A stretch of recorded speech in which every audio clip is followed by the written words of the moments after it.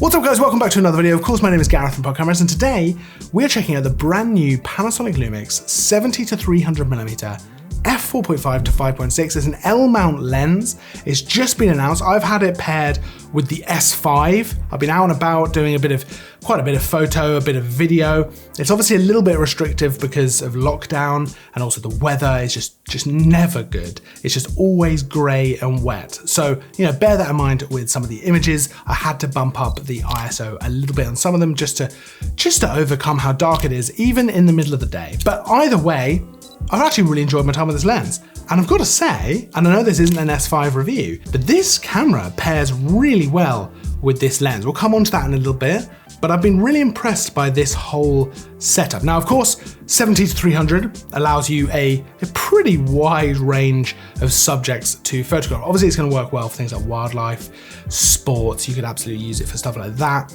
But it's just a generally very versatile focal range to use. Now, we're going to start off by talking about the image quality from this lens.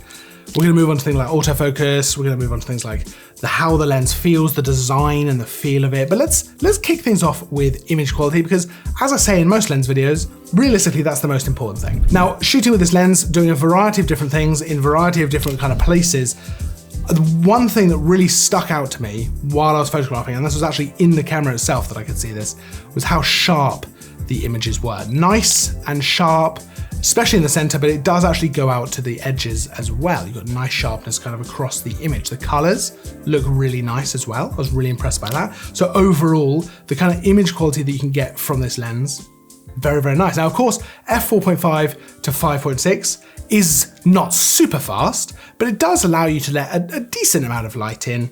And it also allows you to get a little bit of an out of focus background as well, especially if you zoom and use that compression. You can get some nice bokeh in there. Now, I didn't get a chance to kind of test this out with night lights and all that kind of stuff, but I liked the look of the out of focus areas. I thought they looked pretty kind of clean. They weren't super messy.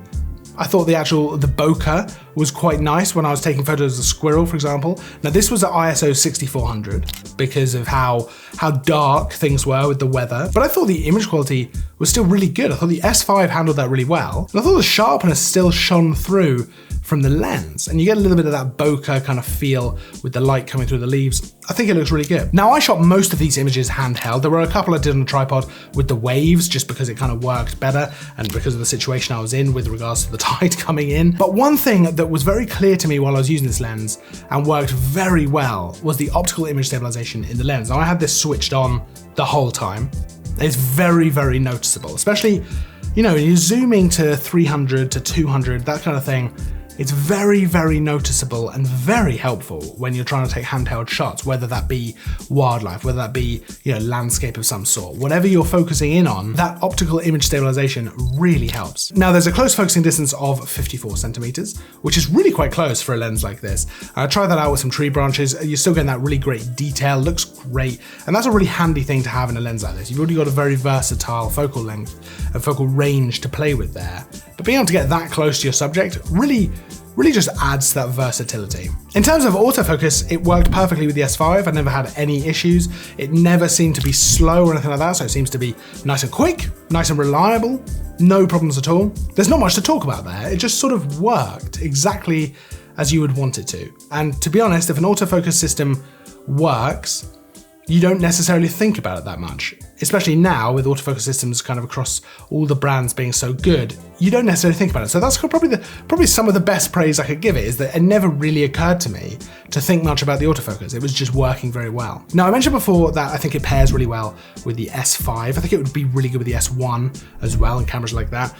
But I particularly liked it with the S5. If you look at it here, it just feels like kind of a good setup. It doesn't feel super front heavy. It doesn't feel unbalanced. It just feels very nice. And obviously image quality wise, I think it paired really well as well. Now, the lens does extend as you zoom. It never caused me any problems, but I know that is something that is very, important to know. But it just, it feels good on the front of this camera. It's also kind of a good size zoom ring. I've got big hands. I like when a zoom ring is kind of nice and big, nice feeling to it as well. It's weighted very well. And then you've got some switches on the side. Of course, you've got things like the focusing distance. So whether you want the full focusing distance, whether you want 3 meters out to infinity, because obviously with a close focusing distance of 54 centimeters, you might be focusing on things that you don't want to. So that's nice to have on there. The AF/MF switch, of course, and then of course the optical image stabilization on or off, which we talked about earlier. There's also a lock on the lens as well, so you can lock it in place at 70mm so that you don't get any kind of drift or you don't accidentally adjust that if you don't want to.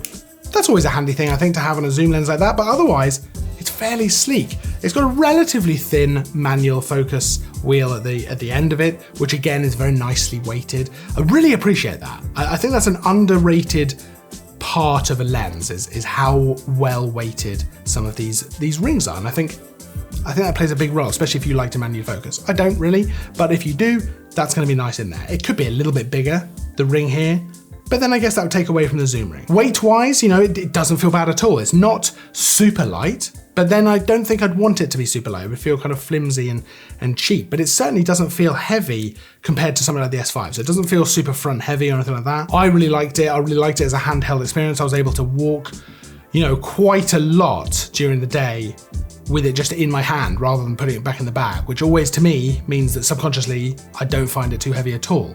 Some cameras and lenses I like to put back in the bag because I just don't want to have them in my hand, cramping my hand up and stuff like that. This one, no issues. It's a very comfortable shooting experience as well. And of course you've got weather sealing in there, which is great, especially this time of year. We've got just rain and damp and everything all the time. I've just very much enjoyed using this setup. And for anyone looking for a wildlife lens that's gonna give you good quality, but without breaking the bank, that's gonna give you sharp images, but again, without spending a crazy amount of money. If you're not fussed about f2.8, where you might want to go for the 70-200 or something like that, the 70-300 offers you that extra reach. It's very versatile. This would be a great zoom lens for someone coming off with, maybe you've got a kit lens and a prime and you want a longer zoom, you want a more versatile zoom. This would be a great option. Really works well with a lot of these cameras. Now, if you have any questions about the lens, of course, pop them down in the comments below. I will get back to you ASAP. If you have any thoughts as well, I'd love to hear them down there as well. I love getting the conversation going about all that kind of stuff. So let me know your thoughts down in the comments. Of course, like I said earlier, there's a link to the lens down in the description as well, so you can go and check out the price, the spec. If you enjoyed the video, make sure to give it a thumbs up, and of course, subscribe for more content. There's new stuff all the time, tutorials, reviews, all kinds of stuff. I will, of course, see you in the next video. And as always, thanks for watching.